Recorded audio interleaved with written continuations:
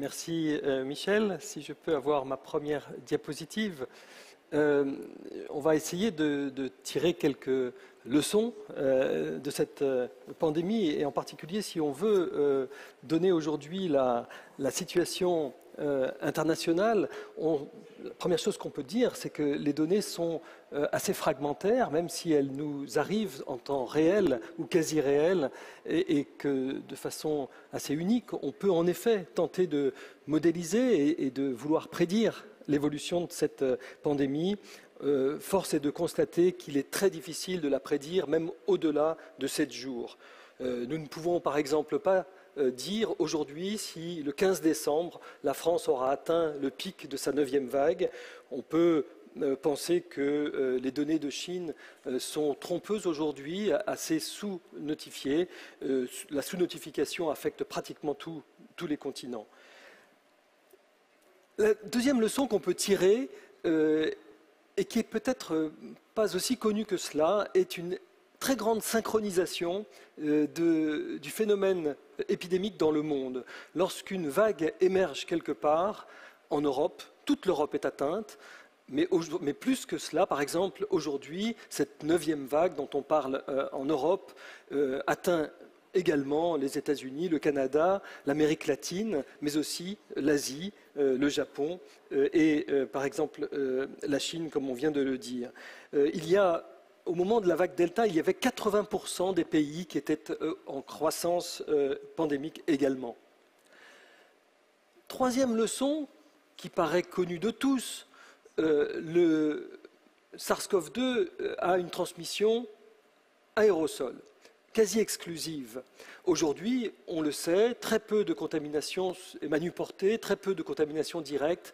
L'immense majorité des contaminations rapportées se fait dans des lieux clos, mal ventilés, bondés et dans des transports publics. On le sait, mais on n'a toujours pas vraiment tiré les leçons de cela. Il y a d'énormes travaux d'infrastructure du bâti pour rendre mieux ventilé, mieux aéré, avec des normes modernes de construction, ce qui ne va pas sans problème avec la crise énergétique, mais aussi avec la volonté de réduire l'empreinte carbone, car le renouvellement de l'air peut avoir son coût collatéral associé. La quatrième leçon est peut-être la moins connue de tous. La pollution atmosphérique aux particules fines, celle qui est due dans nos villes, nos milieux urbains, à la combustion des énergies fossiles, mais aussi celle qui est due au sable du désert, beaucoup plus familier ici, mais qui aussi affecte les pays d'Europe et qui entraîne ces fines particules entraînent une forme d'abrasion de l'épithélium du système respiratoire, qu'il soit supérieur ou même bas, parce que ce sont des particules très fines, et peut entraîner et est associé à une augmentation et de la fréquence et de la gravité des épidémies de Covid. Ça a été très bien démontré dès le tout début de la pandémie, au moment de l'émergence en Lombardie, zone très polluée d'Europe pour sa pollution atmosphérique de l'épidémie, mais aussi en région parisienne, à Londres, où ça a été étudié, mais ça a été montré également au Brésil, en Amazonie, avec les feux de forêt, ça a été montré également en Inde en particulier.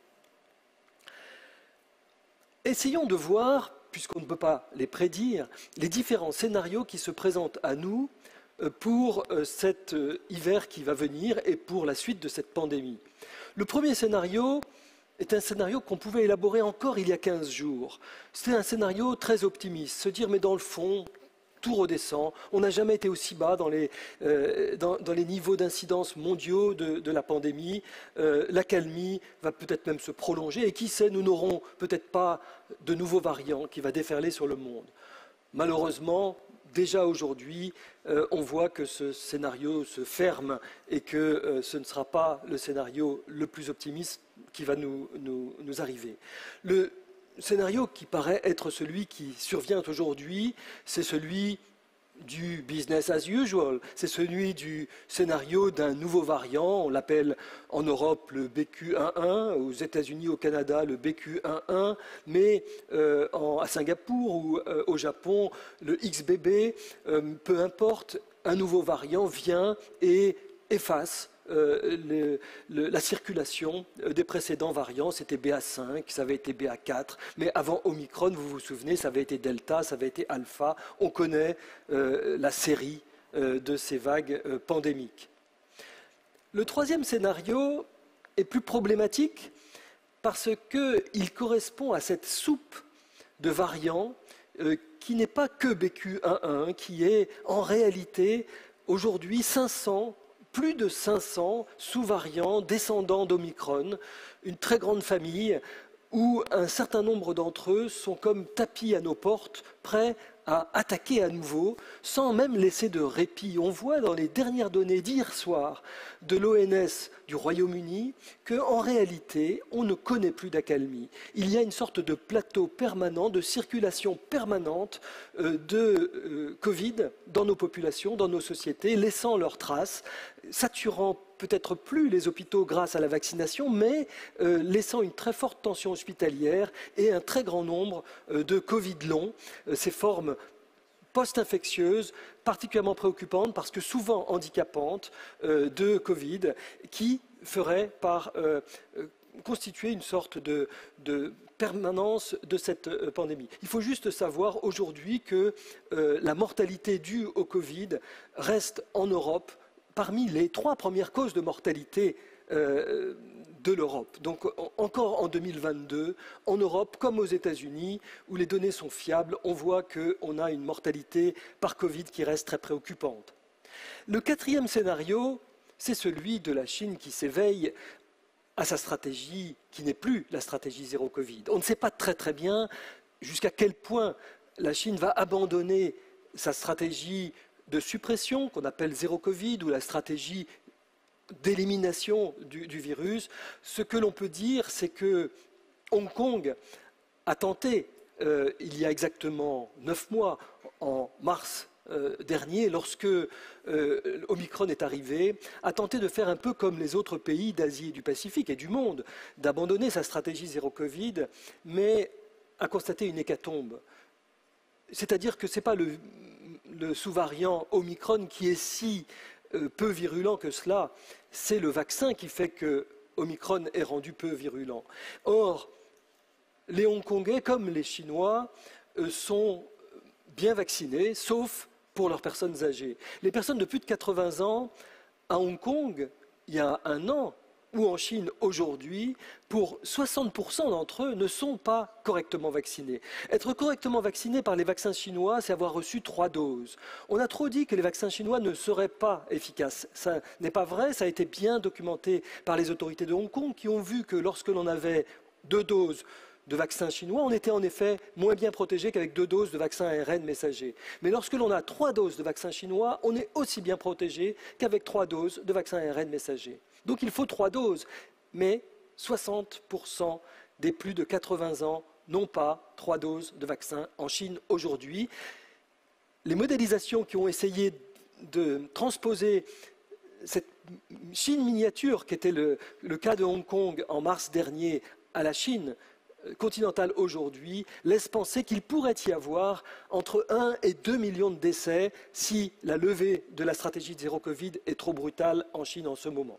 Donc ça, c'est une inconnue. La deuxième inconnue qui va avec cela et qui concerne le monde entier, c'est quels seront les nouveaux variants qui vont émerger de cette soupe dont on a parlé tout à l'heure si 1,4 milliard de Chinois, en moins d'un an, se retrouvent infectés par un nouveau coronavirus. Ne seront-ils pas dans une situation beaucoup plus proche de celle que nous avons connue dans les premiers mois de la pandémie, où nous avons vu émerger alpha, delta, bêta, gamma, d'autres variants. Donc ce ne sera pas nécessairement Omicron qui va faire de nouveaux petits dans l'émergence qui pourrait se produire. En conclusion, nous avons eu 2 vagues en 2020. Vous vous souvenez, la surprise, l'effroi même.